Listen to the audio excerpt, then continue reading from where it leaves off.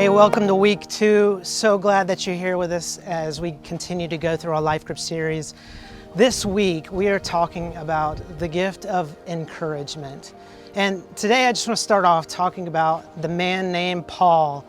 Paul wrote majority of the New Testament and wrote some incredible things that we follow and strive after every day. But Paul was kind of a complicated individual.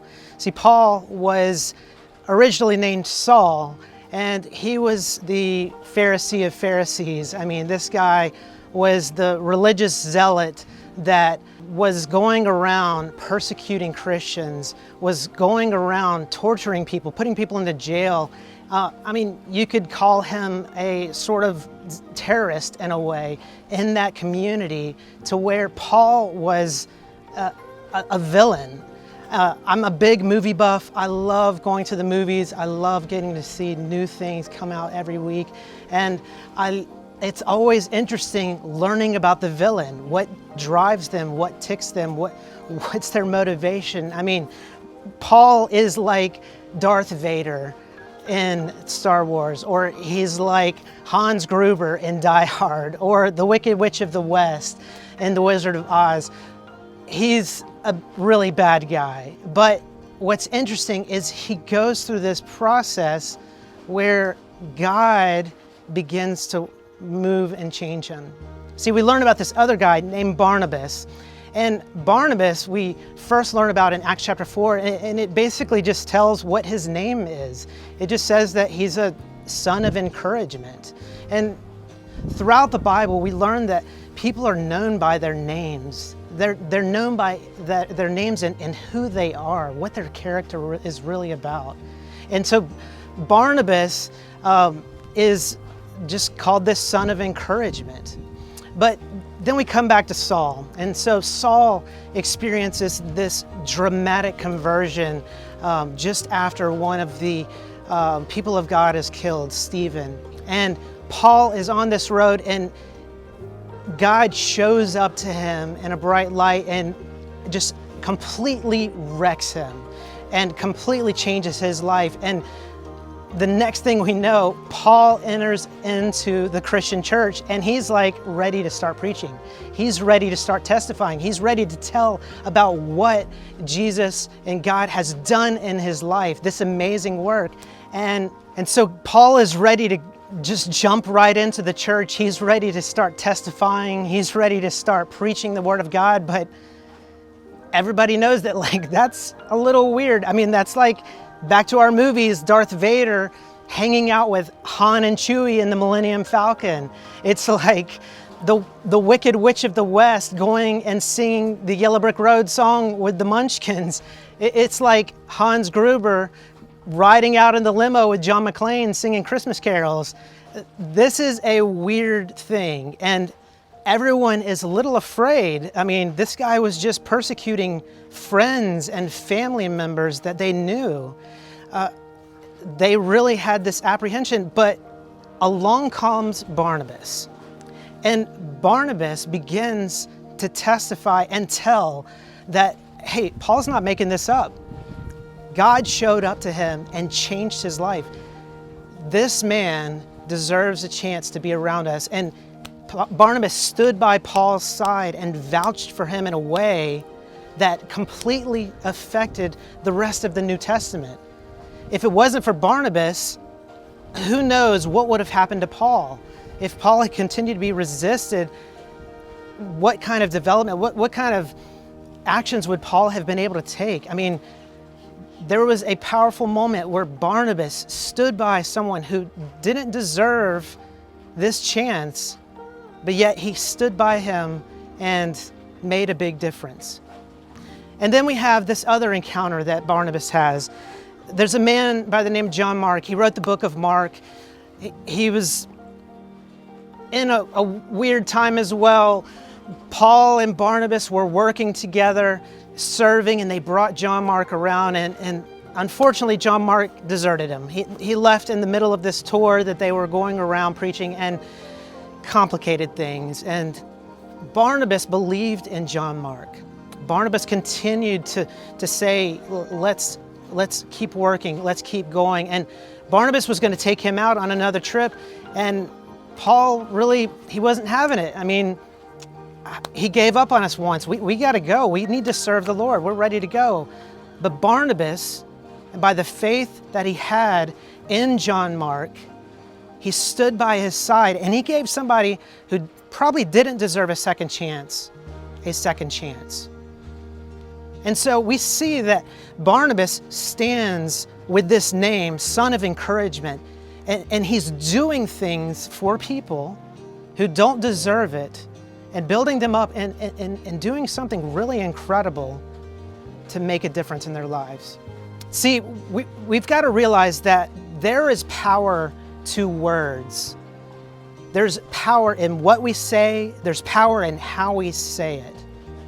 There's a group of doctors that did a research experiment, and if I was to take you to that group, and if I was to put you in an MRI machine right now and start showing you some different words, your brain is going to show responses to those words. And so what would happen is that when they would flash these positive words, it would actually create these positive hormones that would actually are releasing things to actually heal the brain. And what it would do is it would create pathways to enable better functionality in the brain just by a simple positive word. And so we've got to understand that negative words are going to affect us in negative ways, and positive words are going to affect us in positive ways.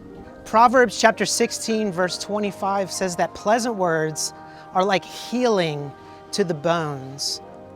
We've got to understand that when that positive word was flashed up on that screen, there's something inside of our brains that actually creates a healing effect. It creates a pathway that we can actually function and put things together better. It helps our logic, helps our decision making. And so we've got to continue to understand what the power of our words really does. In Proverbs 11, verse 25, it says that he who refreshes someone else will himself be refreshed. I mean, I don't know if you've ever experienced it or not, but I mean, sometimes just doing something for somebody else, it does more for you than it really does for the other person a lot of times. There's something about doing something for other people that really makes a difference. A great preacher, F.B. Meyer, once said that if he could go back in his life and redo it, he said that the one thing that he would do is that he would spend more time encouraging others. A friend of mine says that whenever we go to funerals, a lot of times what we really see is the qualities that someone has really spent time investing into other people. We hear these stories of what people have really done for us, and we get to testify on their behalf. And so it's something really special to really realize that when we refresh others, we will be refreshed ourselves. And there's something about spending time with people and really investing in them. And I'm talking about doing quality time. I want to share this one thought with you just to kind of think on in the next couple days. And it just says, hurry is greed. And a lot of times we get into these conversations and we just want to rush through, or we have this flight or fight decision, I guess, when we bump into people, and we basically have this time where we have to decide, like, are they really worth my time?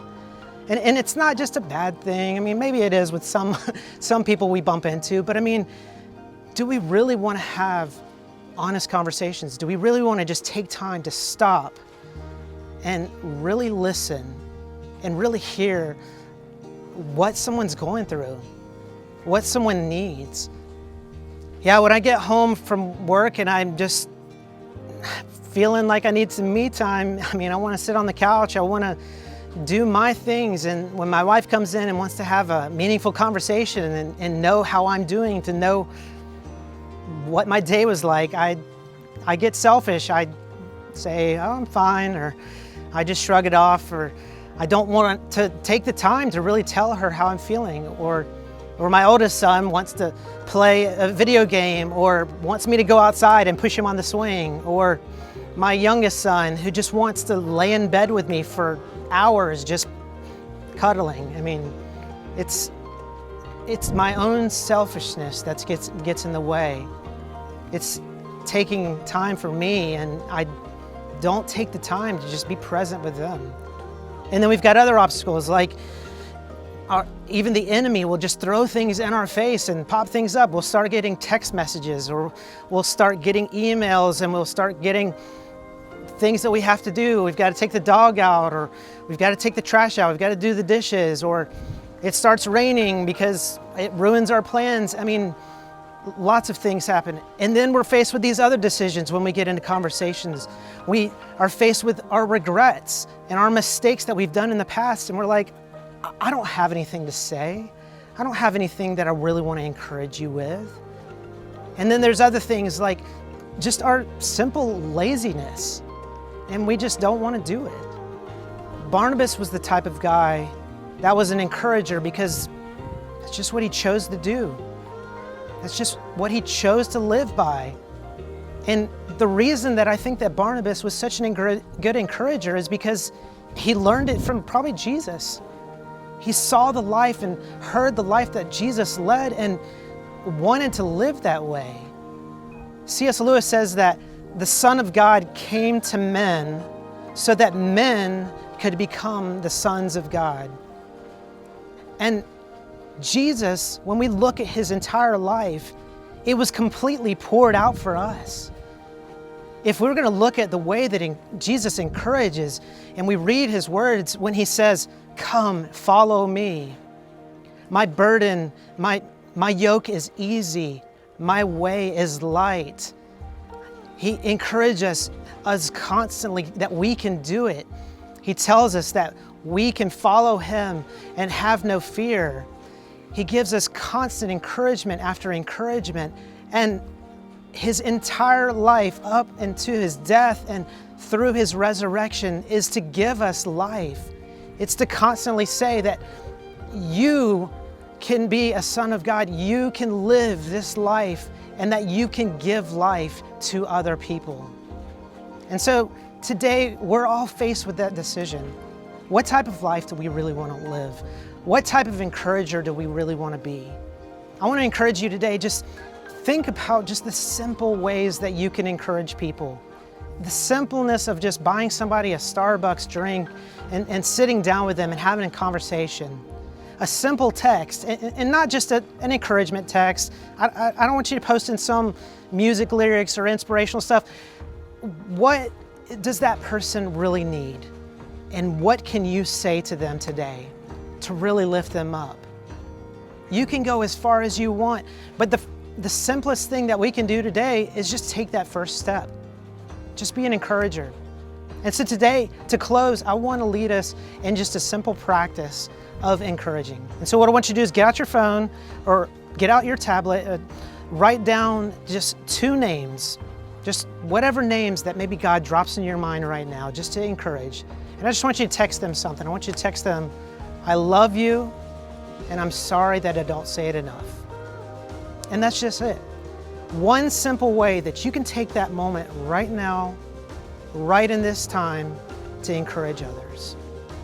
I hope that you have a great week and that you continue to see the life that we can live and the life that we can give other people when we take the simple act of encouraging them. Have a great week.